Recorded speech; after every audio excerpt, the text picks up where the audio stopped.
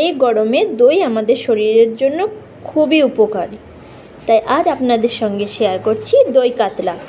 প্রথমে কাতলা মাছগুলো নুন, হলুদ এবং তেল দিয়ে ভালোভাবে মেখে নিচ্ছি। তারপর এটা একটু তেলে হালকাভাবে ভেজে নিচ্ছি। আমার ভাজা হয়ে গেছে।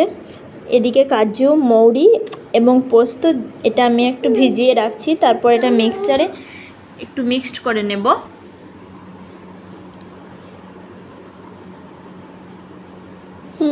এদিকে কড়াইয়ে গরম মশলা এবং পেঁয়াজ দিয়ে মশলাটা কষিয়ে নিচ্ছি। তারপর আদা বাটা দিয়ে দিলাম।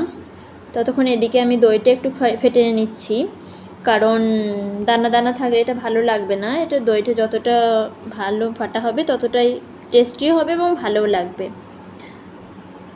এরপর দইটা আমি অ্যাড করে দিলাম। এটা তেল ছাড়া আসার পর একটু মশলা দিয়ে দিলাম এবং সঙ্গে ওই কাজু পোস্তর মিক্সটাও দিয়ে দিলাম, নুন দিয়ে দিলাম। মাছগুলো অ্যাড করে ওর সঙ্গে পানি দিয়ে ভালোভাবে নাড়াচাড়া করে 5 মিনিট ঢাকা দিয়ে রাখার পর খুলে আমি মাছগুলো একটু উল্টো পাল্টা করে দিলাম এবং একটু ধনেপাতা দিয়ে দিলাম। দেখুন মাছটা হয়ে গেছে। এটা আমার ছেলেকে আমি দিচ্ছি। দেখুন কতটা সুন্দর লাগছে।